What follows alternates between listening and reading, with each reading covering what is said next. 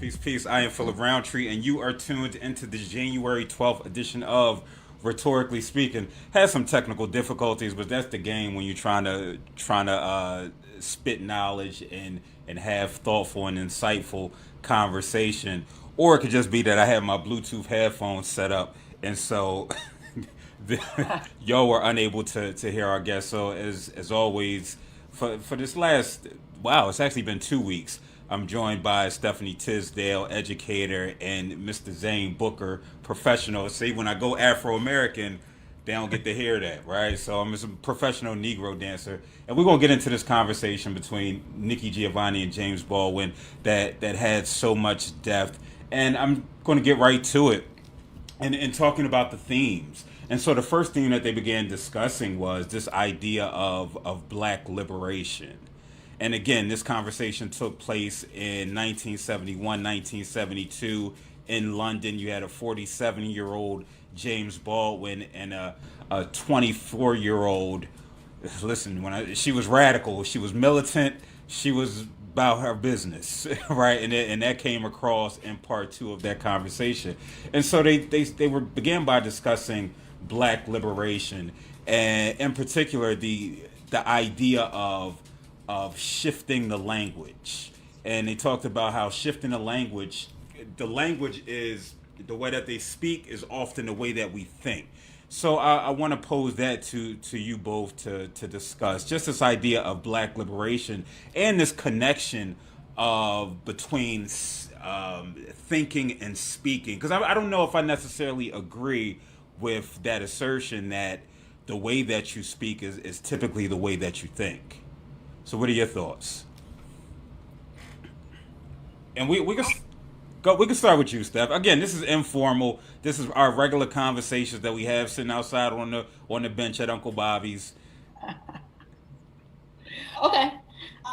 No, yeah, say less. I'm with you. So I was really trying to think back to that specific like framing of it, because I feel like when I heard them speaking, it was about talking, but I think it was more about the ideas with the you know what I mean? Like the less about language and more about like the ideas behind the language. That's what I interpreted from. Does that make sense? So for me, when I was seeing it, I was thinking about that idea. And it's interesting watching Nikki this week because I feel like she's really laying the groundwork for a lot of the language and conversation, to your point, that we're seeing, I feel like now with the whole like any oppression is oppression. It doesn't matter. Like, let's just take off whatever things change, anything that feels oppressive, it has to go.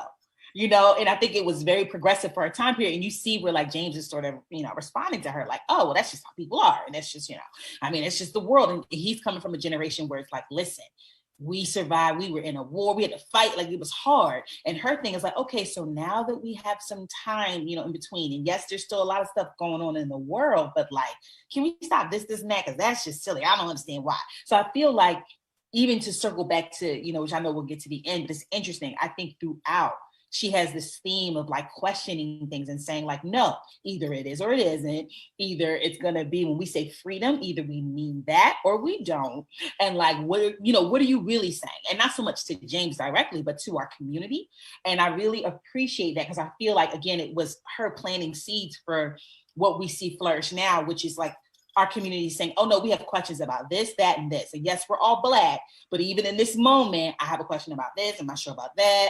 If that doesn't serve us, let's get rid of that. If there's a lot of sort of like going through the weeds and figuring out what we want to take forward with us. So I don't know, for me, I think that was her real focus on very specific, like, no, if we're saying this, it needs to be so. And I really appreciate that. It's like beautiful watching her, younger in that moment, like saying it out loud, Yeah. Is to pick up where Steph left off. I think that she had really specific ideas that she wanted to challenge him on. And I felt like, so the idea that I feel like liberation, when she said liberation, she was talking about love, and she meant love and proximity to the person who is right next to you. Like, that is how you liberate yourself, by actively engaging with that person and not engaging in all of the tropes and all of the isms and all of the outside noise, and she couldn't penetrate.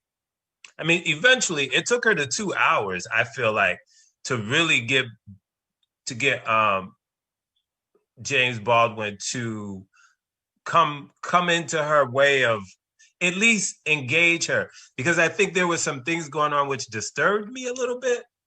I feel like it took him a while to relinquish his elder status. He was stuck in that elder status. I think that when she was talking about liberation, I'm gonna try to stay to the point. He was very aware that he was on television, and I felt like he had talking points that sort of, when she spoke about something, that he jumped into these talking points, and that bothered me. I was like, that's not the question that she's asking you. She's not asking you to defend Black masculinity and Black oppression. That's not what she's asking you to do.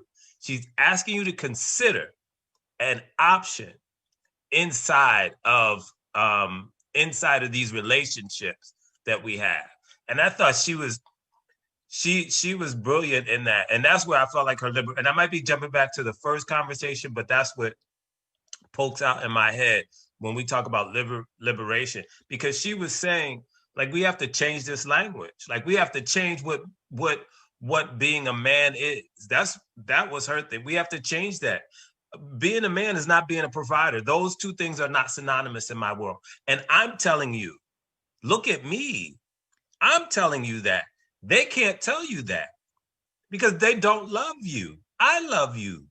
I can liberate you from that if you would just look at me. But James Baldwin couldn't. I think he was too aware. What I think is that in that forum, he was not going to denigrate the Black man in any way. He refused to do it in that space. I think privately, he may have had a much different conversation. So that's what I was thinking. Word. I think. Oh. Go ahead, Steph.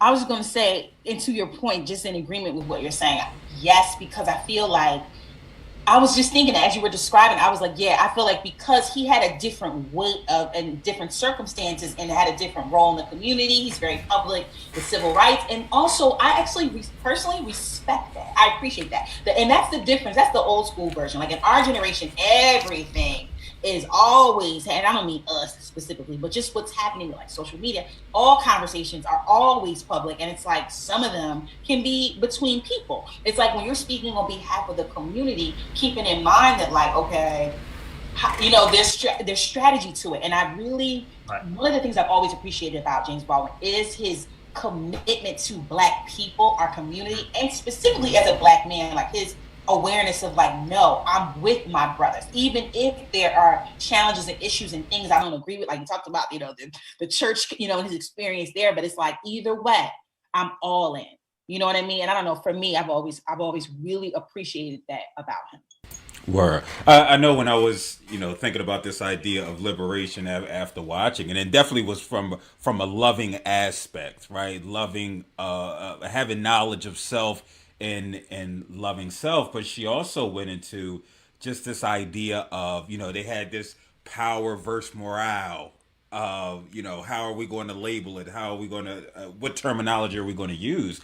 And she talked about power isn't the land or the money, but power is the ability to affect, right, and effect change. And so when we think about this idea of liberation, she talked about police reform. It's just like, again, even though we know these things, like this was taking place, for us to be right smack dab in the middle of it, I think because of the advent of social media, we're now actually not only seeing it but feeling it, right? Like unless we watched Rodney King get beat on television, right, or we knew somebody who wore the scars of state sanctioned violence, we didn't.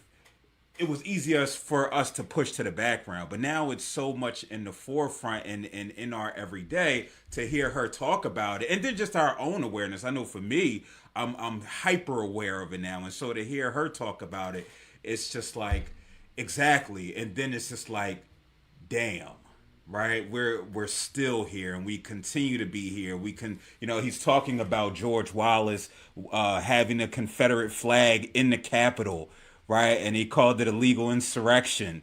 And here we have these Trumpers, right, up in the Capitol with the Confederate flag. And again, the more that things change, the more they stay the same. And so, with this idea of just liberation, we talked about it last week a little bit. This idea of leaving, right? Leaving and going elsewhere, like Baldwin did. But like he said, I'm a nigga in America, and I'm American in France. And she talked about just this idea: where else are we going to go? I've paid too much for it, right? We've paid too much for it to leave. And so I do think it's liberating and recognizing and acknowledging that this is home, right? That more change is necessary. And again, it's all rooted in that idea of love.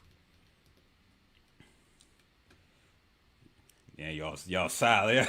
I told you I'm not asking y'all questions, y'all. Oh, But I'm not asking y'all questions. And again, you could, if you have thoughts about it, go ahead and jump in. so my riff off the political thing and the power thing is that, again, I'm gonna keep reiterating this, I'm sure, throughout the evening, is her point of view is inward. And that's where the savior is. You know what I mean? I love how she spoke about, I don't care about Shirley Chisholm being in politics. I don't care about, whoever becoming mayor. You know what I mean? It doesn't change me. It doesn't change my existence, because for her, it's all about proximity. It's about who is next to me, who's on my block, who's in my face, who's in my world. And I thought, and I don't know what you guys thought about this, but when she was saying, I don't want nobody in my business telling me what to do, I think that's when that triggered James Baldwin, because he thought, I'm assuming, and you guys tell me what you thought, that he thought that was a naive thing, but it's not a naive thing. But he responded to her as if that was a naive, not to have somebody in her business. But it's a radical thing. It's a militaristic thing. It's a revolutionary thing. It's it's an anarchistic, if I can use that word, maybe. Yeah, I don't know if you guys thought that or not, or felt that. no, because I have that written down, and she said specifically, I just don't give a damn, right? I'm not interested in anybody governing me, and that had the conversation about no such thing as an individual and concentrating on what's essential. And listen, I understand, and I completely agreed with her. And this, we have this idea. She said, I'm not interested in government. I'm not interested in any of that, right? I don't want anybody to tell me how. If she was to say that today, now it's, I don't want nobody to tell me how to live my black ass life, right? And that's really truly what it is. And when we talk about that government aspect, not to go too off topic, right? She talked about black folk getting into this machine that is politics, right? And again, sometimes you think you're alone in your thinking, and I get, I love Joanna McClinton, Isaiah Thomas. Like I know these folk are out here trying to do pure things, and the thing that resonates in my mind is, how long are you going to be able to stay pure for, right? With because it's literally impossible, right, to participate in that type of machine, and not be scarred or do scarring, while in that position. It reminds me of something that Ayn Rand said, right? I don't go around quoting Ayn Rand all the time, but it's this idea of government. The purpose of government is this idea that people can't govern themselves, right? So you need a structure to govern folk, but then you take people from this ungovernable place them in government and tell them to govern others.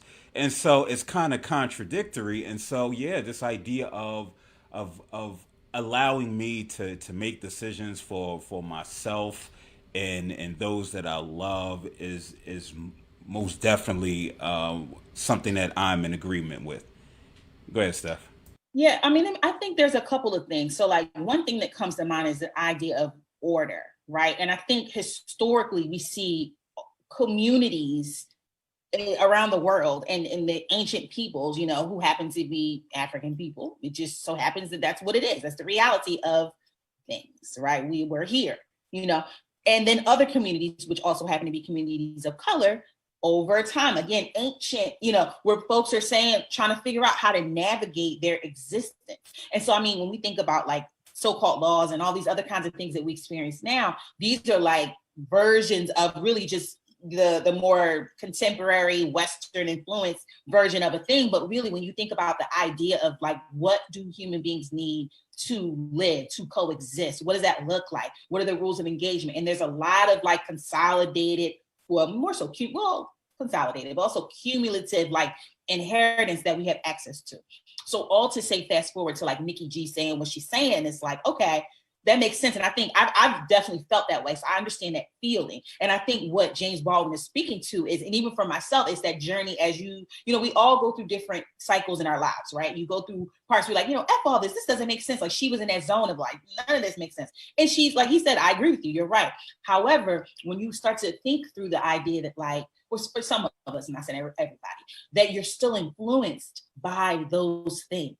Meaning that when you go and then you go to the office for the thing, it doesn't matter what it is, it could be taxes, bank, whatever, and then they hit you back with the policy or the law or the thing that has been influenced by the structure, whether you agree with it or not, or like it or not. Now that's a different conversation. Now it's a matter of really negotiating. And to your point also, Phil, about the whole idea of being influenced by the structure, the first thing that came to mind for me is, again, this idea of compromise and thinking about the fact that like we're all influenced by the structures we engage as well. Because for someone who's in politics or appears to be more well-known or on a different stage of things, they have a specific role, but then in each of the roles that we all play, there's always this back and forth of like, okay, to go to work, I get paid, you know, I gotta, you know, the compromises are happening. It's not like they're not happening. So now it's a matter of saying that like all of us in some way are compromising and existing in the space. To what end is the question for me. So when we look at our ancestors, what end might have been, like he said, I smile to pay the rent.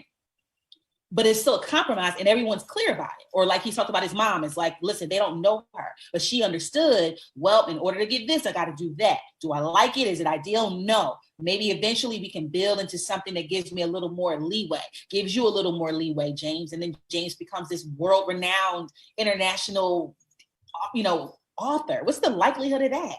I mean, it is a likelihood actually, but it's the point that like, you see what I'm saying? There was sacrifice, there was compromise. So I think that's important. And I feel like that dialogue between the two of them, I don't think that either is more right than the other, because I think James's thing is, I've been on earth a long time, and I'm gonna tell you, all those ideals are wonderful. When you've got to interact with other people and figure out what you're going to eat tonight, different conversation. And unless you got your own farm, your own army, your own boats, planes, and you know, whatever, you're gonna have to do some negotiating or compromising with things that maybe you don't like.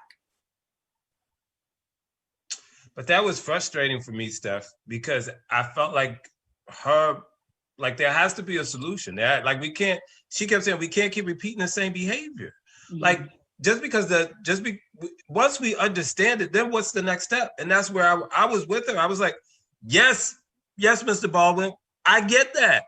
It's not that I do not understand oppression. It's not that I do not understand the system. It's not that I do not understand that, you know, again, that the politics are only going to be but so effective inside of the mentality that's forced down on you. But once you recognize it, then what's the human step to that? Mm-hmm. What's the next level shit right there? Mm-hmm. You know what I mean? And she was pushing for that. And I wanted him to engage her in that conversation. That's why I was frustrated. I was like, engage her in that. Mm-hmm. Don't just keep telling me that oppression exists. I know that. And you know I know that. Why you keep telling me? Yeah. You know what I mean? I was frustrated with him. And maybe I wonder about his capacity. What Mark will say, I know he has the capacity to imagine and envision. And so I think that, because I feel what you're saying, it's almost like in that moment, being able to just imagine. She wanted him to like imagine the world, right, step out of, and he's like, based on my existence at the time I've lived on earth and what I know to be true, let me tell you, here's my peak. But I wonder if that's not his job to do. That's why you have you. That's why you pass the baton. And now being willing to, and what I do appreciate is that he was actually willing to. It's like when you out playing and you're like, oh, and the elders like, or grandparents, whoever parents like, no, y'all go play, I'm good. It's like that kind of thing. Like you go and go be great, and you're awesome. That's not for me to envision. That is for you to envision. And she did do it, and we see the fruits of that labor. So I feel like I don't know, for me, it felt natural in the way that it happened. Although I'm with you that it would have been interesting for him to engage her and imagine with her in that moment. But I feel like based on his life and experience, it's like, I ain't got time to be imagining. I'm gonna drink this, whatever he's drinking, whiskey and cigarettes. And I was trying to figure out. So I had a couple. I'm sorry, Phil. Go ahead. No, I was just going to say that, I did notice a shift from last week where I said, listen, it just felt like he was dominating the conversation and she couldn't necessarily get a word in edgewise. And this week it started out a little bit like that, but I think once they got into the relationship aspect between the black man and black woman, and I felt like he was, I don't want to say he was guarded. I mean, naturally. He was guarded. Yeah, he was. Naturally, he was doing having a lot of the conversation from an intellectual capacity. Instead of, again, that idea of feeling what it is that she was saying. Until she'd hit him with the conversation that we're about to have with regard to the black woman and black man. And I think he couldn't out-talk himself at that point. Because I watched his facial expressions and his body language. And his words started to say, like baby, right? Like, he's like, damn. She gets it. Because intellectually, Intellectually, she had him up against the ropes. But I think it clicked for him. Because what's at the base of intellect? What's your base when you talk about something that's intellectual? You're talking about a logical through line. So the logical through line, if you were going to evaluate that conversation from an intellectual point of view, was that you are saying that oppression is the reason that we can't change. That was basically Mr. Baldwin's point. And she was saying, no, I have the logical answer and it's rational. And we have to figure out how to execute this inside of this system. So he did not really have a comeback for that. He didn't have a logical comeback for that. And he said it. He said, I'm not being rational. I'm not being logical. So intellectually, she had him up against the rope. He didn't have an intellectual, logical response for me. I mean, no. I'm talking about just how he was approaching the conversation. Right. How he was approaching the conversation. I think when they did have that specific part of the conversation, and I watched his body language and his facial expressions, and he was like, oh, shit. And I think it goes to what Marla just commented. She said perhaps we're looking at their discourse as a conversation, and it was more of a track and field, and they represented ideas of different legs of the race. The race. She was taking a baton. And I think in that moment, that's when he gave the baton and he said, here, not to say that he didn't respect her or he didn't love her work and what she did, but I think in that moment, he felt comfortable in saying, all right, go ahead. It's you, baby. You got it. Because she's of a different generation. Yeah. Partly that she's also a woman, and she even said that she was like, she was offering the feminine, version of the conversation and saying, no, let me, like she literally said, oh no, the rent will get paid, the kids will eat, and he's like, well, ha, and it was like you could see, I know what you're saying, where like, and to your point, saying about that being backed up against the wall, because now we are stepping out of strictly logic. We are stepping out of the Western paradigm, which says, you better come here and work and then you eat. And then it's like, no. There are other ways to do things. There's always other ways to do things. There's spiritual elements to things. There's all these layers that I think any and all genders can, of course, tap into all aspects of all things. I don't believe that that's just a feminine thing, but I think partly, and maybe because of like even the way, we're socialized, whatever the case may be, where there allows room for her to just say like, listen, in this dynamic, here with my mate, it's like, listen, brother, all that fight that you have to do in that space, here, we are collaborative. We're working together. And believe me, I will make sure together we will win. Together we win. And actually, that's something that is inherited. That's an inherited mindset from our ancestors. That's what they had to do during enslavement. It was like, oh, I'm mad and you mad. We can't get free like that. We've got to compromise with each other. And I think that was the point she was also getting at, that like, if you're going to compromise out there, you damn sure better be compromising with me. Like, you have to. But I think what he was trying to share is, you know, where is the outlet? Again, with the concept of healing and all the things, you know, we got therapy now, we have all that. Back then it was like, he's like, no, we've been up against the ropes. You know, as a Black man, I've been up against the ropes. Everywhere I go is a fight. Everyone's trying to kill me every day, which hasn't changed much, but unfortunately. So his thing is like, just for a moment, I want you to hear me and sit with these emotions. And I respect the fact that he was willing to do that, because I don't think there are many folks in many forums where that conversation could be said so plainly. And that's what, again, why I love me some Baldwin, because he just so plainly stated, like, this is the heart of the Black man, because that Black man is being lynched and murdered and imprisoned and oppressed consistently. Not that sisters aren't, because we are, but again, socially, we're allowed to at least cry a little bit occasionally, or have a sister talk and have communication. There's room for that socially in the socialization process. And his thing is like, I'm going to speak for those who who may never tell you that when he walked out, he cried them tears. When, you know, I need you to know that part. And I think that was so important and powerful for all generations, but especially in the times. Absolutely. I think with that, right, we can transition into the next conversation with regards to that idea about the Black man, Black woman relationship and that entire dynamic. And it stemmed from discussing this idea of the civil service. And I think we're talking about this idea of imagination, right? And it's that good old city job. I know I've heard about it, right? You want to get that job, you're there for 30 years, you get the pension. For them, I think they talked about the post office, right? And, you know, you get that job and you good. And she was like, well, create something, right? And again, this generational difference, this imagination, taking the creativity that he had and that enabled him to be able to go out to France and to be able to write his ass off, and her saying, okay, you know what?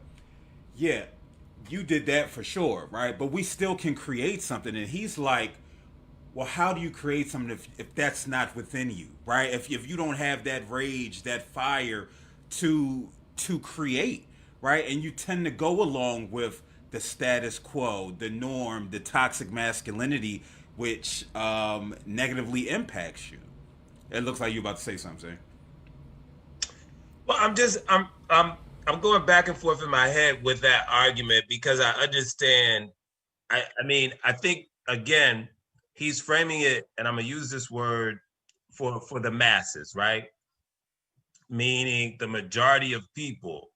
But I also think that way of speaking is what we're talking about when we talked about liberation.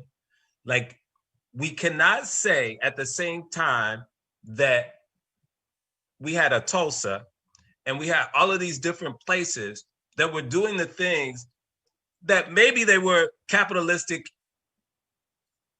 in target, but they were community in the way they affected our lives, right? It made so we can't say in the two things that we're stuck, but we free ourselves at the same time. So the ability is there. And if you're gonna change your language, and he wasn't changing his language. Not that that's the only thing. Yes, we could document all of the things that aren't. And this is still my argument today. So it's relative to today, because I get frustrated when I hear people talk about only the things that are not happening. We speak those things into existence all the time. We talk about the things that are not happening, but there's a lot of things that are happening. There are things that are happening on my end. I have people dumping across the street. I had a 20-minute conversation with my neighbor who's been there for 30 years. I had another 20-minute conversation with my cousin. I had another 20-minute conversation with the brother who takes care of the neighborhood. I saw today that somebody came out and cleaned. So you can't tell me that things aren't happening on the most basic level. See, but do you think that comes from a place of privilege though? Because you've had this wherewithal. Ain't nobody privileged around here. No, I'm not talking in that way. I'm talking about you, because I think you spoke to you speaking to these individuals, right? They spoke to me too. I mean, I didn't. Go ahead. I'm sorry. No. Never apologize. I think it's a lot of times, like when we have these conversations, we speak from this place of privilege and we don't necessarily. It's hard as hell, like to live on a day-to-day basis. So I don't necessarily begrudge anybody who has this. I hate to say, I think she said it, like, yo, I might seem pessimistic, and he's like, no, you're not pessimistic, it's just the reality, right? It's the reality. I think you're very optimistic. And so I think when we say look around, like, we don't look at the conversations that are taking place amongst folk. I think that that's not portrayed in these various spaces that we frequent, right? I'm going to be clear, I live in the hood. Like, in a minute, you're going to hear some gunshots, brother. I'm just saying. Yeah, no, but again, it's that mentality. And I don't think people who like, you're in a space of privilege to even be able to look at these minor conversations that you might have with the neighbor and view that. But is that minor, though? It shouldn't be. It shouldn't be. But again, it's not minor. It's not. But it's the mindset. And how did we adopt that mindset? Part of it is a survival mindset, right? Because I'm not. First, I know for me, I'm not used to having interactions with adult men. That's never been anything that I haven't had that experience. So when I had a Mr. Carlton, I tell the story. He bought me a book, Franz Fanon, Wretched of the Earth, and I damn near cried because I didn't know what to say. Like, say thank you. Well, yeah, thank you means something, but I'm not used to engaging with 73-year-old men, right? And so again, we got to think about how some of us are conditioned and socialized. We're not conditioned to see the extraordinary in the ordinary. We're also conditioned to speak to. We're also conditioned to do the opposite of what Mr. Baldwin was doing. We're conditioned to talk like that. We're conditioned to talk about the deficits. We're conditioned to talk about the deficits. But if anything, what I'm willing to say in terms of the spirit of a community and our community and the one that I think they may be equal. You know what I mean? But there are just as many conversations happening about, spirit and health and everything in the community. And you can't sleep on people because you think that they live in poverty. You know what I mean? And that's the psychological trauma that we're continue to deal with, right? Because how many times have you had that aha moment where you might have engaged with somebody who you might not necessarily would have interacted with? They're like, oh, damn, they're not anything I thought they might have been, right? Because psychologically we're conditioned, again, not to view all interactions with other Black folk as being adversarial, right? Or what can you do for me? Or it's that illusion. It depends on who you are. It depends on the community you grew up in. It depends on the schools you attended. It depends on what type of media is being presented to you. There's so many layers to it. And I think the real difference is, again, in this so-called desegregated, world, all the things with Black folks, right? All the different communities, all the spectrum of the hustler, the, trapper, or whatever, the lady of the night, everybody lived in the same community. So in other words, it wasn't a us, them, educate, I have a degree and I go to college. It was none of that. Everybody had to live together, right? Y'all gotta come to the crib. That's a good thing because then you get all of it. And as a young person, this is the whole village concept. You are able to get energy and vibes and mentoring directly and indirectly from everyone, right? So in our more traditional settings, right, enslavement, you have and even during enslavement, people had what they would call a rites of passage or initiation into various traditions and different kinds of things. So that's always been, that's never stopped. But my point is the idea that in a non-oppressive, enslaved, community where, again, pre-colonial, folks were able to do that and just the vibe with it without that external influence, right? But fast forward to America where we're here, so then, you know, we're building community consistently. And then post enslavement, right, when we're liberated and our communities are building themselves, and the kind of communities that Baldwin is a part of, and even, you know, Giovanni, and even us, we've still experienced it again. Even the tricklings of those things where you grew up around folks who, like, you know, people talk about the colloquial, everybody beat you behind, whatever the thing was. Even here in Philly, like, I remember years where, you know, you could get on the bus, go downtown, that was ours, right? We would go to downtown, and we would run into people that we knew, like personally, people from family, people from the community. Now it's like you go down there, you're like, I don't know anybody here, right? So the point I'm trying to make is that this idea of like how you're groomed, how do you know about the world? How do you know about who you are and what it means to be who you are? And so the influences there's levels to it. You know what I mean? It isn't just one way or the other. And then I think when we also add the intersection of being reared and schooled and, you know, spaces that promote, you know, these categories and these caricatures of Blackness, that, well, if you're Black, then that means you're into hip hop. Okay, maybe I am, and I don't mean to do it that way, but you know, that's because I love hip hop. But you know how it's presented to us, where we know, well, no, I know Black people listen to, you know, jazz and rock, and you know, I know all of it because I'm in my community where I get to see all versions of us, right? But if you're separated from it sometimes, or if it's being marketed to you heavily via media, which we get now in 2021, then now that becomes, okay, well, if I'm a Black woman, that means I gotta, you know, whatever, I gotta behave like they do on TV because that's what I gotta do. And it's like, well, no, I'm in a community with all kinds of people who give me all kinds of versions of what I can be. And now I get to choose. I get to choose in a healthy way. You know what I mean? So I think that's the part that sometimes gets lost for us because we missed it. Like, oh yeah, these people were with each other and had a chance to flourish and sometimes fail in a community with each other. Word. So speaking of the relationship between Black men and Black women, where I think Baldwin had this, he already felt comfortable, but he felt comfortable that the future is in great hands with Nikki as she pressed him with regards to this relationship, again, between Black men and Black women.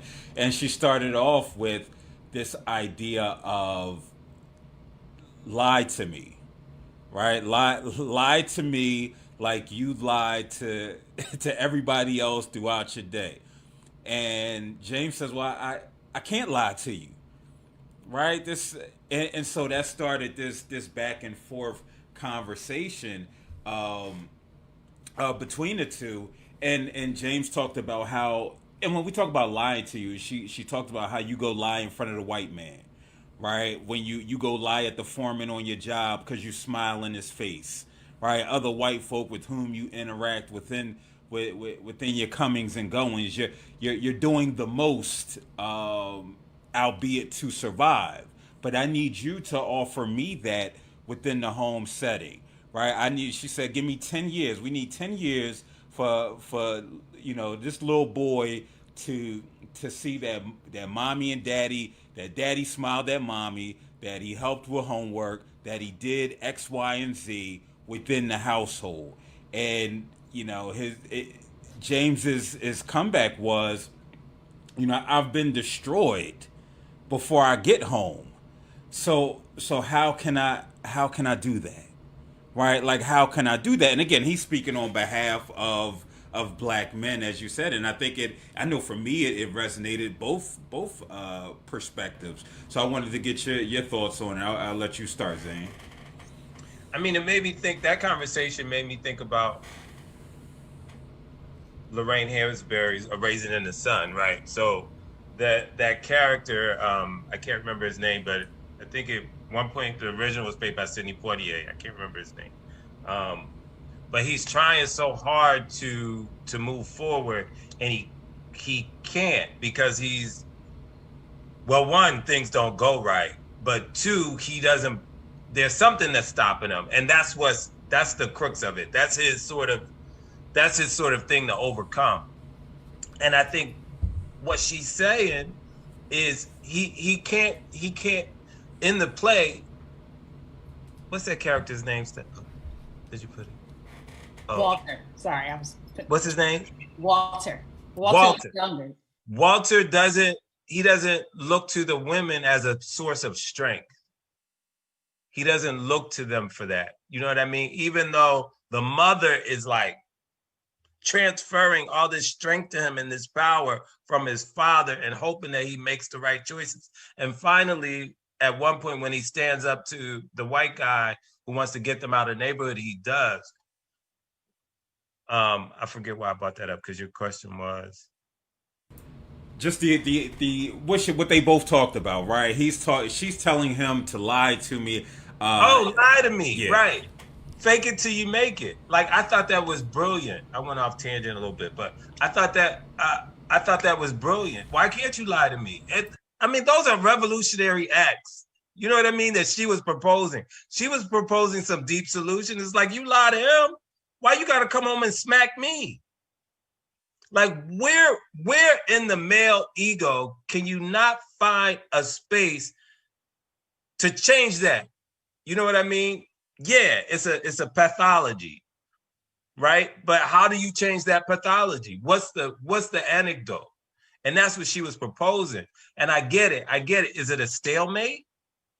We can't be at a stalemate because then the oppressor wins, right? So she was saying, you can't keep letting the oppressor win. Like, we got to figure this out together. And I think that was her crux when she was saying, fake it. Why can't you fake it with me? Yeah, I hear that. I hear that. I respect it. But I also understand what he was saying. And where he said, because somebody has to pay the rent. That's why I can't just, and not necessarily about faking it with her. I have to fake it on the job. I can't just leave because the rent won't get paid. And again, she's imagining something wasn't different. Saying leave. She was talking about something different. No, she spoke about leaving. She's saying because the rent will get paid. And again, she's living in this abstract world, which some people do, right?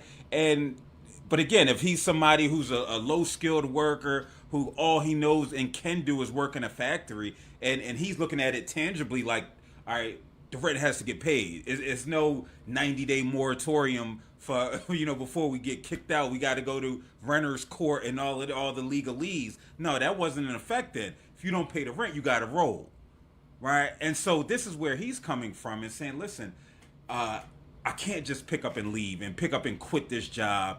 I can't scowl at work. I can't, because too many people are depending on me, even if it means not loving myself enough, right? And not loving you and the family enough which is all she's asking for, right? She's asking him to love himself and allow that to manifest itself with others. But he's not necessarily in a position to be able to experience that because of the pressures and the stressors that he's up against. And it it's so poignant that what is it, a double entendre? I don't know. And she said, was it, I don't want you to prostitute yourself or something to that effect, right? And he's like, I don't want you to have to do that, right? And it's like, exactly, because again, we talk about this role of manhood and what it meant in 1971, and nothing much has changed here in 2021. The male is. Say it again. Well, I was gonna say that the Steph said this earlier, so I'm just gonna repeat it. The natural flow of that conversation is what we talk about now in gender, non-binary existences. You know what I mean? That whole conversation, because really you breaking down those tropes. You know what I mean? She's saying, look, you can be a different kind of man. You know what I mean? We can figure this out together. We can break the molds on different things. Yeah. Which as a gay man, I feel him, because I feel trapped in those spaces of providing and stuff like that. Yeah. You know what I mean? You don't just let it go. And I somehow I connected with them, and I'm fighting with myself as I'm fighting with them. So that's what you hear. Yeah. Like, I see him being stuck. I see me being stuck, because even though our sexuality is different, the mentality is not revolutionary necessarily. the mentality is very stuck because we are still stuck in one, trying to fight this idea of what a homosexual is. And two, that forces us to cling to this toxic idea of masculinity. So then we're basically poisoning ourselves because we can't liberate ourselves. And you have this brilliant woman in front of you saying, let me help you liberate yourself. And Baldwin couldn't. He was stuck in that space of one, trying to be this powerful figure. Even though he's flamboyant, he's the most masculine. The ideology is so masculine that it traps him. It traps him from being able to really embrace it. And he does release, but his logical pushback is very masculine. It's very stuck. It's like, this is what a man does. This is why a man is suffering. This is what the white man has done to us. Don't you see that? Don't you see that? She's like, yeah, I see it. Yeah. I mean, he's also speaking for, I don't think he's, again, he sees himself as artist, as writer, as voice for his community. So I feel like, to your point, Zane, I think in his personal life, he probably absolutely was able to, and it seems like he was able to acquiesce some of that mentality, right? But in the conversation, he understood that, like, no, but I want to give you the voice of the brothers that I know, like other brothers, right? And I'm not going to say that all the brothers that he knows were that way, but I think he wanted to say he's speaking for his father, he's speaking for his siblings, and that's what I was going to go to. That's included in this conversation, and I want to make sure that when you see them, you don't see a monster, because he knows, like, listen, me and you, we good. Like, he knows that she knows who he is, and they're good. He's like, but those brothers, I'm speaking for them, because I know that they won't sit here with you or have the opportunity to sit here with you like this and tell you their heart. I'm going to give you their heart. And yes, it may not be pretty, may not like all parts of it, but I need you to see who they are. And I think that part is so Baldwinian. Yeah. So Baldwinian, you know? It's just so beautiful. I mean, I haven't read all of his books, but what I gleaned from that was, I felt like it was his father talking. Right, that's really what I got from it, because he mentioned last week this idea of his 8 brothers and sisters and why he couldn't do something, why he was the father to them, right? And I think he adopted that. He has that mindset. It's within him, no matter if he's a queer black man or what. Like you said, that idea of masculinity is his father, and I think that impacted. I think it's one of those movies where, like, the person inhabits you, and that's the person who's talking, and I think that's what was taking place during that time. Marla says the rent has to get paid with the same fierceness that I ought to be loved, cherished, and made to feel safe, and pushing back against the idea is urgent, not to make you small, but so I don't disappear. And I completely agree, because then she hit him with as long as the assumptions are the same, nothing will change, right? But again, we're talking about that fear aspect, that fear associated with change when this is the norm, right? When this is the norm for the time and the experience of so many. We saw it in Sylvie's Love, how he sucked it up and went to the plant, right? Because that disappointment. Right, that and not wanting to disappoint her, and just again that idea of unhealthy masculinity that only now we're really starting to address. But like you said, Baldwin also he contradicts himself at times, right? Because then he says something that's probably going to be on an IG post tomorrow. He said, "Your suffering doesn't isolate you. Your suffering is your bridge. Suffering is a truism." Right. And so, relating that to just this idea, right, of connectedness, and it's incumbent upon one to recognize that your experience isn't only your experience.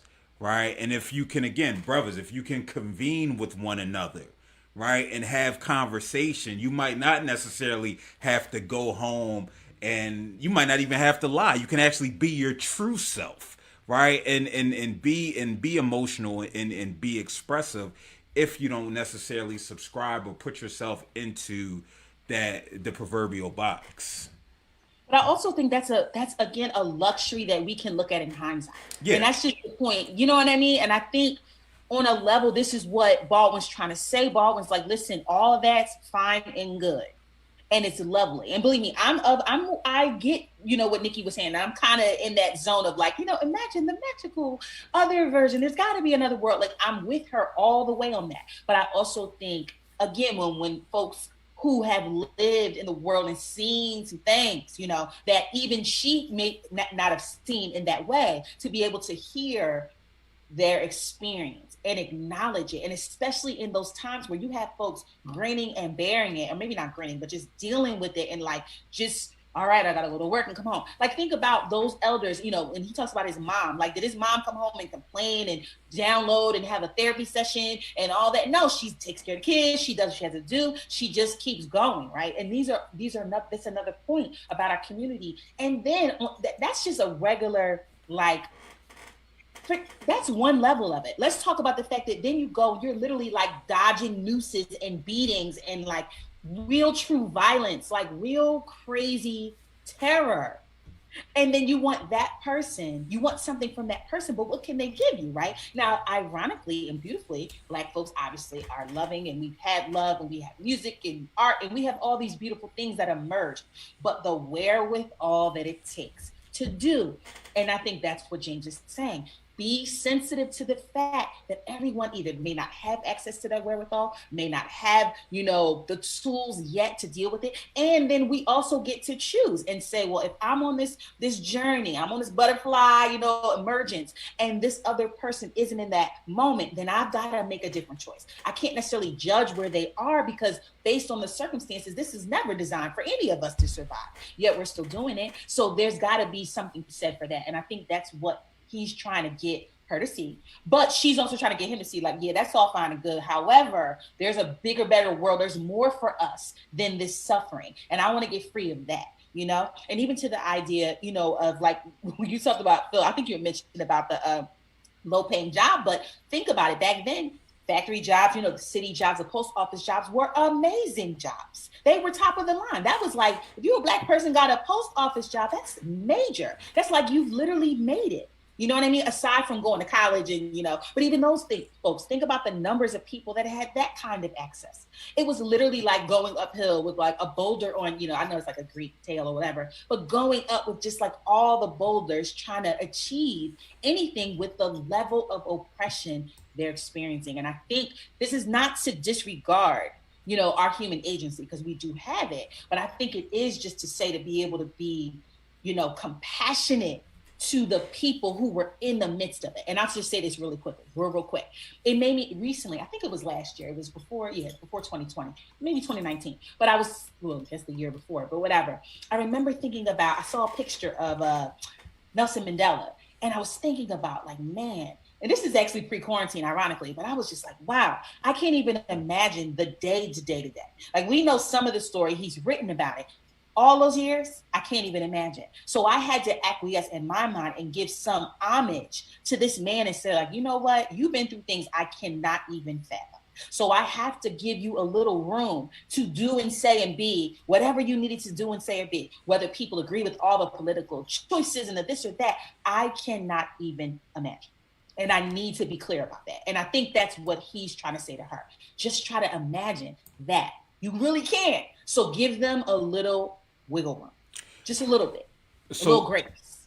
So I'm glad you brought that up. So juxtaposing that from what was you're saying and what he was saying back then into where we are now, right? I think the tenor of the conversation has changed to where if grace was given, right, we're not necessarily in that moment in time, even though we still should be offering grace to one another to understand experiences and the nuances of experiences. But when we think about, I mean, just to be frank about it, right? Black men feel underappreciated. They feel undervalued right now. During it, I look at your face. See, look, you said all that, and now as soon as I say it 40 years later, Lord, you about to come for me. It all up. listening. No, but I think it's very real, right? And I find myself pushing back, not because I'm offended, right? But I find myself pushing back at times, on posts and different things to say, hey, you know, we're human, right? We're for some of us, our masculinity is fragile, right? Our ego is fragile, and so yeah, it's not necessarily your responsibility to coddle us in any way. No, definitely hold us accountable, but don't necessarily hold us hostage. And then make sure that your efforts are pure, right? And I think from what I see, and again, my timeline based on the algorithms is about 4 or 5 people, so I can't speak to the majority of black folk who push back against black men. But I notice in some of the commentary, right, whether it's what took place with Gayle King, and Lisa Leslie and Kobe, right? Black men were upset, and it was, you don't have a right to feel upset, right? And so it's not, again, this space is there doesn't appear to be a space. Hence the reason why you good man existed, because a lot of brothers felt that out here in this world where I am wearing the mask, where I am going home and continuing to wear this mask, I'm not affirmed in any space. So I need to convene with other brothers in order to have that need met. What are your thoughts? I was gonna let Zane go, so I know I just got finished speaking. I'll write down my notes, so I'll come back to it. Go ahead. Go ahead. No, I don't know. It is not to say.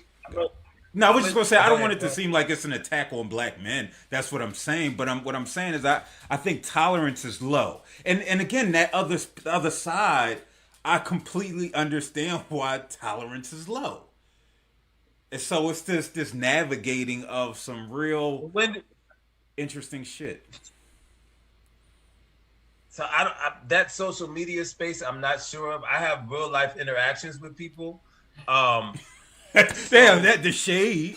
That's shady. I know. That was shady. I didn't mean to be shady. But I mean, I work in a grocery store, so I'm back and forth with people, and then my art group of people are different. But if you were talking about regular folk, just working people, you know what I mean, doing their thing, the male ego, but I don't know if it's so the two thoughts are clashing in my head right now. What you're saying is clashing. Like, I understand that from our group, that's a necessary thing, that we bond and we're growing. And that group of people in particular, we were looking for something to sort of, understand each other and to support each other. And there was an attempt to grow. But are you saying in that same space that even though we are finding ways to do that we're still stuck? I was.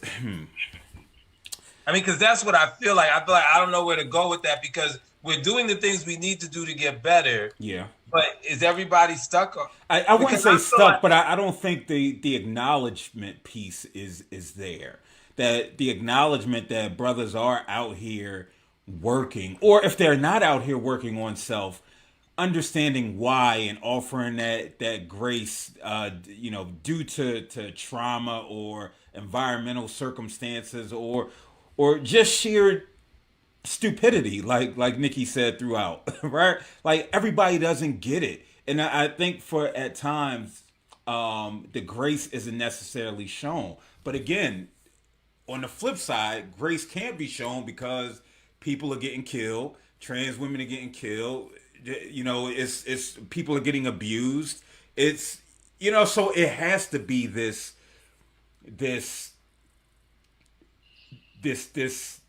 urgency of the matter and harshness of the matter, and at times a shame component attached to it. I'm not a believer in shame being used to permanently change behavior, but it's definitely useful at times to stop some harmful shit that takes place. So again, maybe it's just something I'm battling with back and forth, and I continue to try and understand, because part of me is overprotective, like Baldwin. Like, no, I see brothers out here. Like, nah, like, sis, you got to stop. But then it's just like, all right, go hit one of them. You know what I mean? Because it's on that type. But I feel like it's both and. I think it's all of it. And I think this is where the modern like social media version gets tricky, because it'll go like down a rabbit hole of one or the other. It's either this or that. You're either on this camp or not. And it's like, it's all of it. You know what I mean? Yes, are there toxic behaviors that human beings can do differently regardless of gender?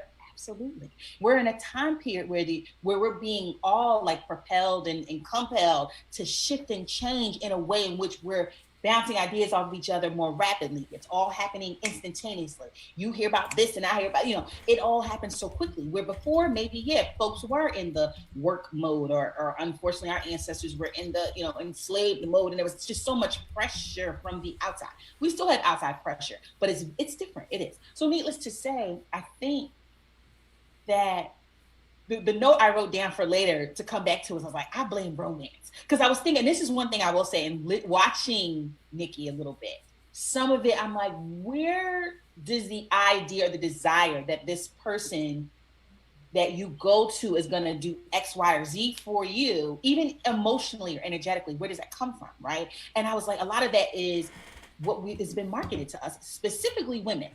So I think on top of that, and no, that's not true, men and women. So we all, sometimes, depending on if that's the dynamic, if it's a male-female relationship, that dynamic of like, okay, so I'm coming to you for whatever, you're coming to me for whatever. And like, I'm expecting that as a woman, you're going to do this, this, and this for me. Well, I'm expecting this, man, you're going to do this and this for me. But it's like, where are these expectations coming from? So I say that to say that for me, it's that question of like, seeing another person as another person.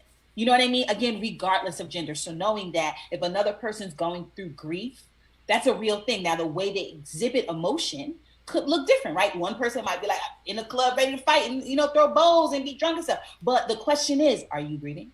Because that's really the question. The behavior, we can address it. We can say no to it. We can suggest change. We can say, oh, that's unhealthy, it needs to stop or whatever. But like, let's look at this other being as a human being and engage it as such. And I think that's a thing that we aren't really, it's not marketed to us to really do, particularly in, again, relationships where we're being asked to have romance, because then it's like, well, you need to do this and I need to do that. And it's a lot of this kind of thing, as opposed to engaging one another with, again, compassion, understanding that you're a human like I am. You have emotions like I do. However way you choose to express them couldn't vary. And if it is not aligned with how I choose to be in the world, I can also say no to you, which is then me saying, or walk away, this is not for me. The idea of going in and trying to change people, again, and I'm speaking specifically on a romantic tip, that's a whole thing. Now, that's one little slice of the pie.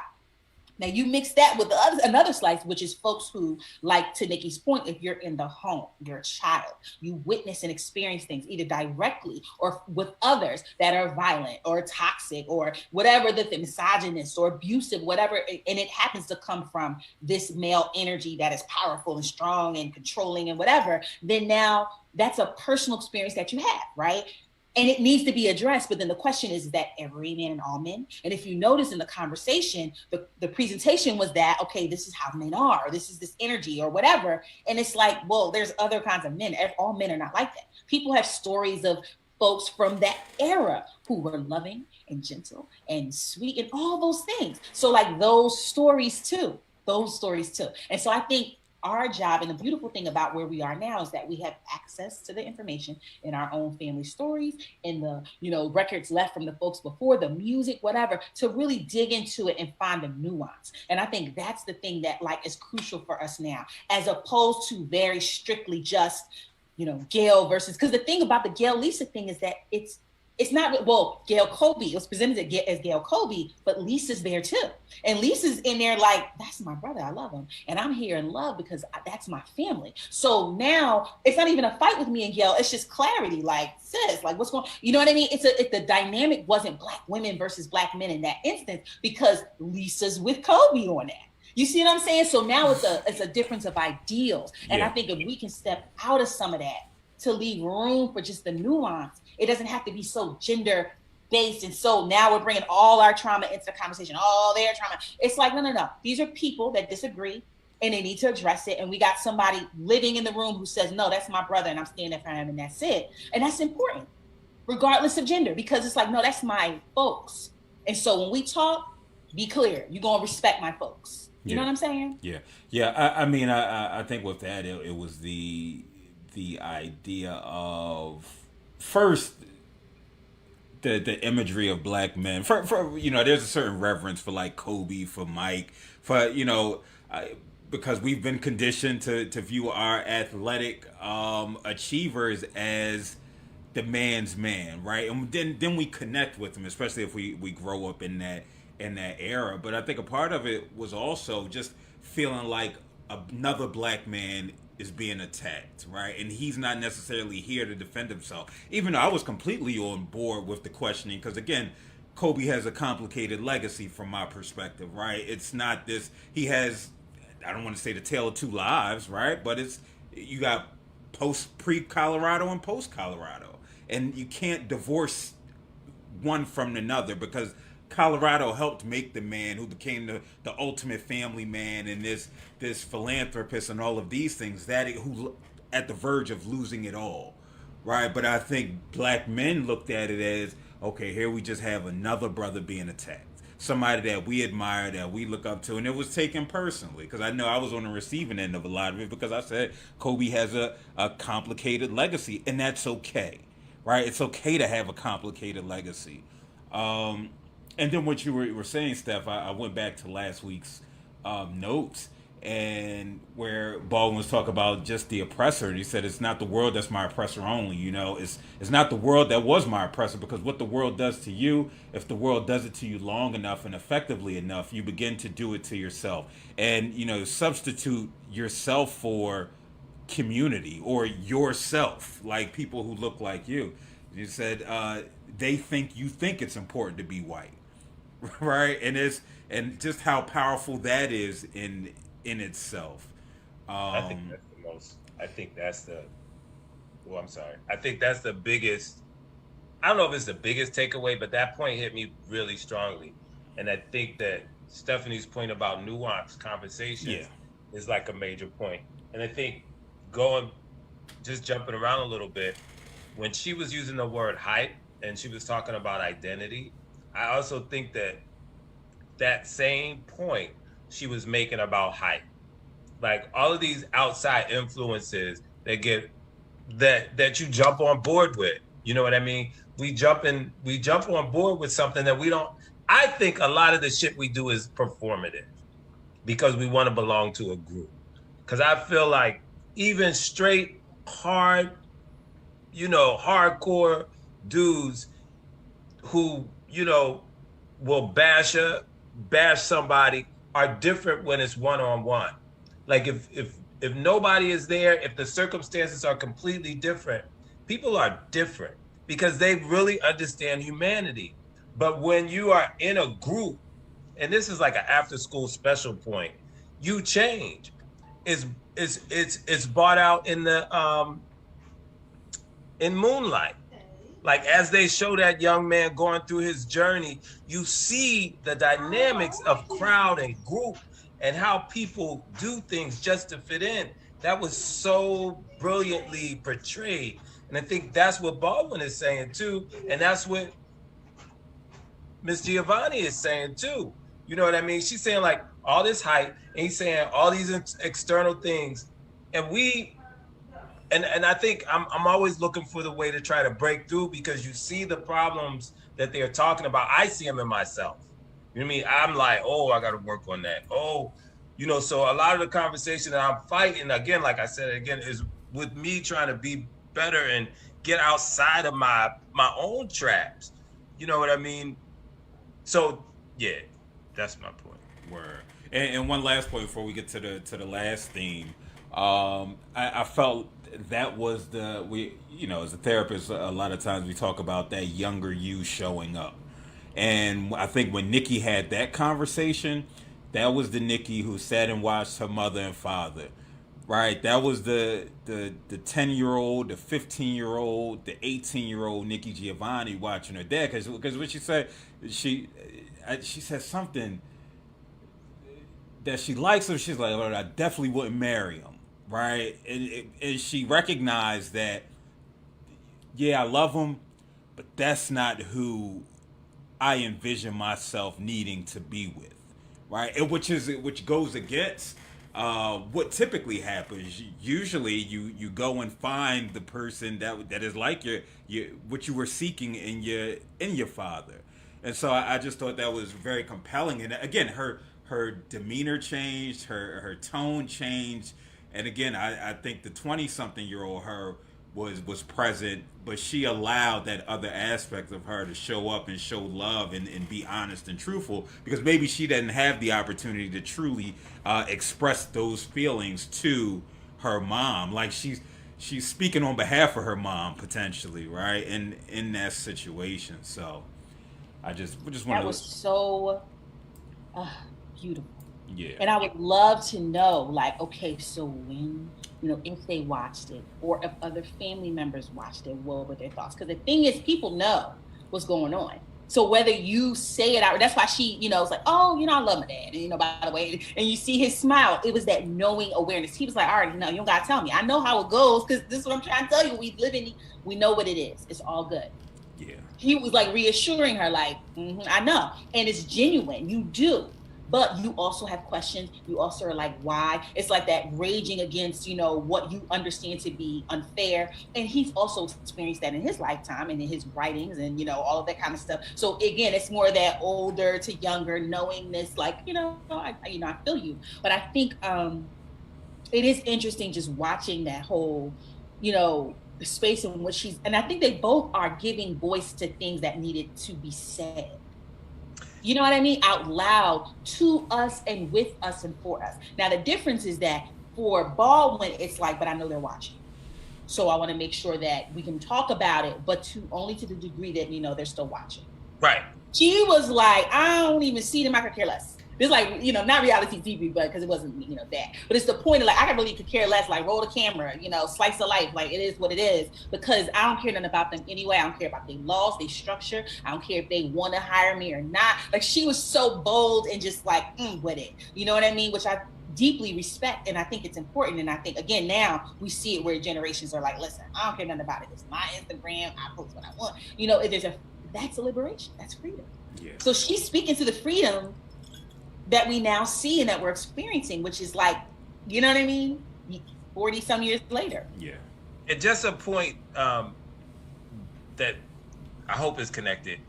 We have these conversations and we don't mention the word class.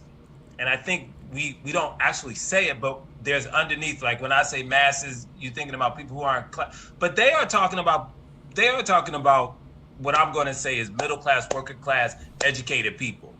Nikki Giovanni ain't running into only the junkie. She mentioned Stokely Carmichael. So when we have this conversation, I'm saying, yeah, we talking about class. We also talking about how it affects each class and each. So yeah, I mean, it's not just because you are educated and you have privilege, and this is to your point earlier, doesn't mean that you're immune to any of those issues. It doesn't make you more or less enlightened because you're more or less educated. And I think that's what I was trying to say about when we talk about community, education, all those things matter, but they are spread. The option to do one thing or the other is spread out over all the classes. It's not like this class is better than that class. It may be a more refined version. But you have loving people who are poor, you have loving people who are middle class, you have loving people who are upper class, and you have assholes throughout the thing. And I don't know if what bothers me, I don't know if it's as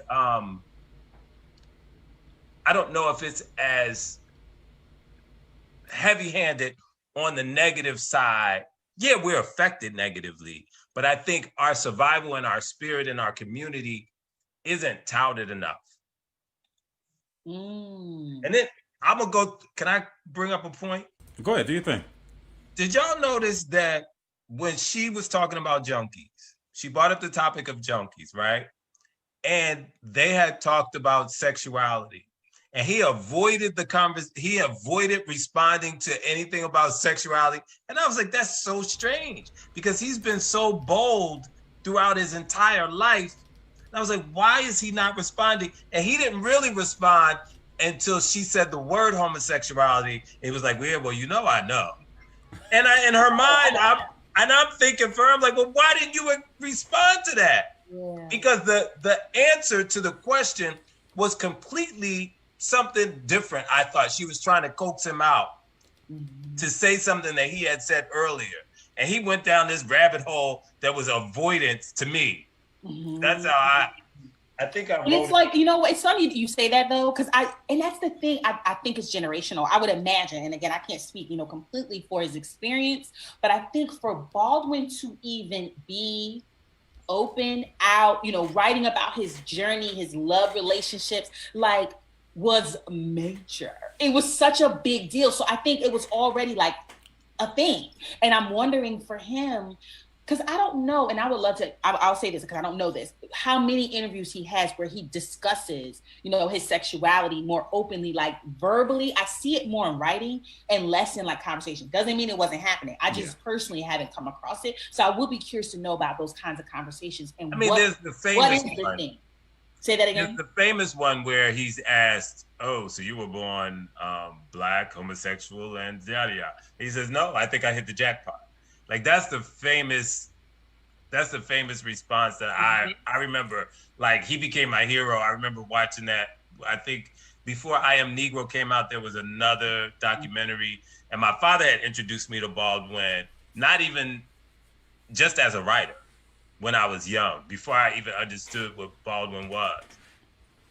Got you. So, but even that, I mean, think about that. It's like, even for, I just wonder about, and I'm with you, Nikki Giovanni was going, she was like, I'm gonna push us into, like, if we gonna be, and I think, you know what, I would wonder, maybe she did expect, because she's like, you're James Baldwin, I know you're free in your mind, right? I want to, like you said, I want to have this conversation, and he's just like, as long as it fits within the realm of all, because Baldwin, I'll say this, think about it, she's saying outright, I don't care about the group and the masses and Baldwin absolutely cares. Baldwin's like, no, I carry this whole nation on my back. Everybody's on my back. You, damn it, her, him, you know, my dad, my grandpa. Like, for him, he feels responsible for the whole. And I think because of that, he's navigating everything through that lens. You know, good, bad, or indifferent. For him, it's just like, as long as it fits within a certain narrative, because it's got to stay there, because so far as I know, that's the only way all of us will get there. She's saying, well, if you, me, and whoever else wants to be real free can just go on ahead and be free and forget all of that. And so I'm with you that I think he because even when he talks about think about it, he talks about every scenario from a first person perspective, as though he is the man that's married to the woman, when we know that in reality, that's not his life. Exactly. And he's also stuck. He's stuck because where I'm saying, I'm going to use the term ballet, right? So ballet for me is his, like, he's stuck having this conversation with white power. He's stuck having this conversation with white power. She's not having this conversation with white power. You understand what I mean? Like, she's saying, yo, we have power. And he's like, no, because if we say that, like, it's the framework that he's talking about when he says, you know, you think about it long enough and you internalize that shit. Yeah. So his internalized jailhouse is that he feels like he, in that space, that this is my opinion, that he has to have that conversation with white power. He cannot not have that conversation. And I think we all are like that. Like, I feel like capitalism and white supremacy and all those things are things that I feel trapped in. You know what I mean? Like, my wants and my needs are compelled by a media which is controlled. You know what I mean? So to be completely radical, even like local farming, like, folk, you know, Chris, like, I feel like Chris is so much more liberated mentally. But then there are contradictions in his life that I go, but, you know, there's still a contradiction there. You know what I mean? But I look at people who I feel have liberated themselves, and there's always a contradiction. Well, I think the thing is but see, for me, I look at it as compromise, and I can't speak to whatever that is that you're seeing in that scenario. I'm more so because I love Chris, but and I know you do too. But my point is really just thinking about the compromise, because existence requires compromise. So again, whether we like the thing or not, if it's, we got to fill out the paperwork at the job, you got to do the fingerprints or whatever the thing you need, turn in the thing and the thing. You may not like it or want it or agree with it, but do you compromise in order to achieve whatever the goal is? Yes. And sometimes when the price is too much or the exchange is too much, then you make a different choice. And I think, that's the piece of it. That's the reality.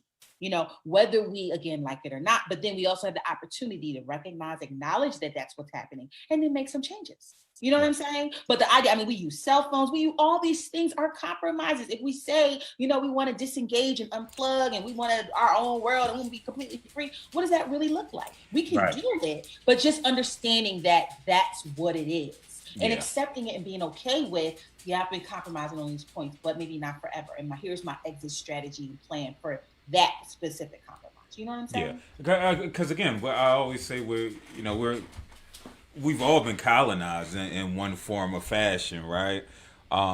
It's just a matter of in what ways, and again, how much. It reminds me of the video that I play on here often, where again this idea of just getting up and going to Africa. He's like, listen, that ain't the thing. We just want to be able to raise our kids in fucking peace, right? Without no issues, no hassle. And he said, we're either going to live here together or we're going to die here together. You know what I mean? And what's key in that is this idea of together, right? So white folk, that's just what it is. And either you're going to get down or lay down in my Beanie Siegel voice. But when we talk about this idea of being colonized and what you brought up and how we've been compromised, they ended by talking about just the idea, the art, the process of writing, right? And I'm taking it to more so of just being a creative, because saying you my favorite Negro dancer, you might be the only one I know. You and Savion, I still remember Savion, but they had that conversation, and I thought it was interesting. One of the things that she brought up, and I wasn't going to start here, but I'm just trying to bring it up. Did that frustrate you too? That frustrated me. What? He couldn't respond to her question. What question? The question she said, so can you write about only black people? And that's what I was going to go to. Would you ever write something that doesn't include white people? And he said, the white gays, Toni Morrison's. Yeah, he said, I'm doing it now, right? But he didn't. It took him 15 minutes to get here. I was like, Mr. Baldwin, she asked you a direct question. Yeah, and again, it took, because he can't, right? I don't think any of us can. Again, outside of just, no, I don't think it's possible. I don't. It is. You show me how, and I can, again, our experiences. Toni right? Morrison. Again, our again, it might not be a white character in there, right? But with the type, what we're, again, that white gaze, that white influence that's come from. If we're talking about strictly characters, of course. No, right? no. But say it again. No, say it again. Somebody go. When you don't have to explain references, when you if you listen to Busta Rhymes, right? And he's not explaining references. When you listen to people do demonstrative things, when you watch movies where they have to explain what chicken is, all that explanation, it's like us having a conversation and we are never explaining references, right? That's one level of it. So can I push back against that? Can I push back at level one?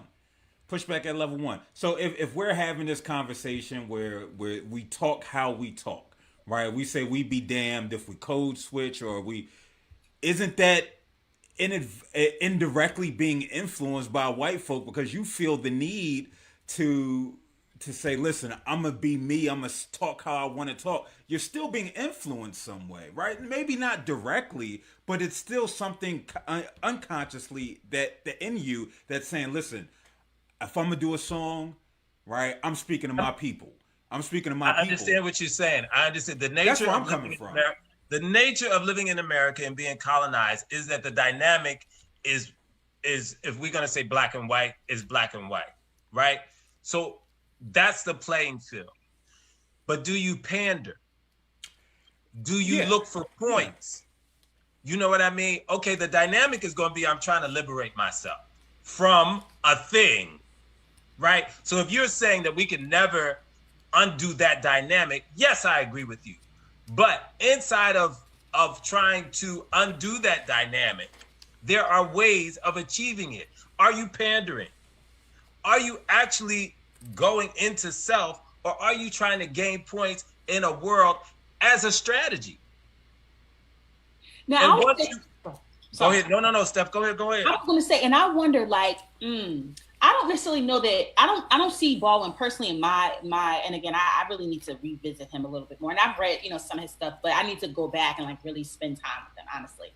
So I don't mix him with others in my mind. But I think about like, I don't necessarily see him as that like the pandering type. I think her point was, can we just completely extract ourselves from this? Like, do we have to always be responding to oppression? Because I think that's really what she's getting at. It's less about the white character being in it and more about the idea of, are we always responding to them, talking to them, and I think she said that very pointedly, because she wanted to, again, after that whole conversation going around ideas, and she's like, listen, I'm tired of talking even to them. Can we talk? And then what does that look like? And would you ever do it in the book? You know what I mean? But I think that I say that to say, though, I think we, again, there's value in us thinking about the world from the perspective of people a little prior to this, who again are living in worlds where there is not a whole bunch of direct interaction with white folks and that in the way that we have it. So again, if you're in a space where 150, 200 years ago, someone's enslaving you and they're brutalizing you and your community, you're not interacting, you're not talking to them about nothing. Matter of fact, you really hope they never hear what you got to say for real. Like literally, so our elders, our ancestors were talking to each other all the time. They're not talking to them about nothing. What are they going to talk about? Even some of those early, Black authors. I think we talked about it before with like David Walker's Appeal, because that comes to mind. He talking to us. He like, listen, get up, get to slicing and dice, do what you got to do. It's to us. It's in the language, but it's not for them. You know what I'm saying? No. I agree with that point. Talking to them, because there were folks in those generations talking to them. But the point is, when we think about the Black experience, the African American experience here, that idea of being able to exist in a world where you are searching to speak with each other and be in communion, away from that toxicity that's coming from slavery and brutality. Like, that's a thing. So it's possible and it's been done. And even in that generation, it was happening. And I think that's where the point she's making it, like, we don't really need to keep trying to explain who we are to people who clearly, like, what's the point of that? Word. And I think the other dynamic in there is that, and this is what I was trying to get at, when you're trying to beat somebody at their own game, you do things like you write a Giovanni's room with no Black characters in. Yeah. Because you want to say, like, now what? Yeah. You know what I mean? So it's a strategy. I don't think it's something that's not thought through, but she was challenging that strategy. She was saying, okay, you've shown them that writing is writing. You know what I mean? You've shown them that I can write. This is what I've learned about writing. This is the pureness of writing. It don't have nothing to do with what you think it got to do with. Now, and then she's saying to him, okay, so Mr. Baldwin, I know you love your people. Right. So go ahead and write about them. Be free. Yeah. So is it more like the... Because I looked up, because they mentioned a couple books. I saw the one, the mystery novels, the detective novels. Yeah. And so now I'm looking at Tell Me How Long the Train's Been Going, and I guess in seeing what she's saying and just interpreting it from my perspective about that idea again, not writing indirectly to them. for their understanding and writing specifically towards us. And I guess for me, it's the unconscious of I don't think we could do anything without even a speck of influence without white folk. You know what I mean? I think just where we are. So yeah. See, I think that's relatively it. Shoot, it's just 8:30. A teacher who is not free to teach is not a teacher. To teach in the situation that black people find themselves in is a revolutionary act. I it then when he said when you think about every tyrant that they couldn't read but they all burn books, right? And it was just like he good he good with the quotables, man. He's good with the quotables. I just thought those were just two quotes that I couldn't end without saying. Listen, it's been a joy the last 3 weeks to have y'all on. Stephanie is it's always love. Definitely appreciate you. Listen, y'all don't understand. 3 straight weeks, the sister showed up and showed out, which is always a beautiful thing. That was shade. That was shade. I appreciate you, Zane. As always, thanks for coming through. I think I'm gonna have you. The homie Marla, she hit me up today. She got this. I don't know. Well, I guess it ain't secret news or something. So she got to see an advanced screening of One Night in Miami yesterday. And then she participated in like a master class with Regina King today. And wow. Yeah, right. That was my face too. Like, damn, where was? You called me after the fun go down. You could have put me on 3-way. You know what I mean? Had me up in the building. But she talked about how watching the movie and how like this idea that we have of people of Malcolm X, of Muhammad Ali, we don't necessarily know Cassius Clay, right? Like we revere Malcolm, we revere Muhammad Ali, and so it just offered some insight, albeit fictional, some fictional things in it, but just about black men and how the thinking and how they're showing up and why it's necessary for groups like hashtag you good man. So that's why she brought it up to me, because I was thinking about letting it is necessary, like hashtag you good man, Phil. I was thinking about letting it fall by the wayside. We haven't met in like 5 years. We haven't, but that. It ain't been that. It's been a little bit, but not. So I know next Monday I'm gonna watch it. I'm gonna get some brothers together. I know Greg Corbin got a book that's on the way out, so it'd be dope to have you come through there so we can dissect the movie. And yeah, the hashtag You Good Man group will return next week. Lord willing, whatever Lord you want to put in there. So listen, I appreciate those of you who tuned in. I will be back tomorrow with Gabriel Bryant, aka Gabriel Prosser, who has an album. I didn't even know the brother rapped.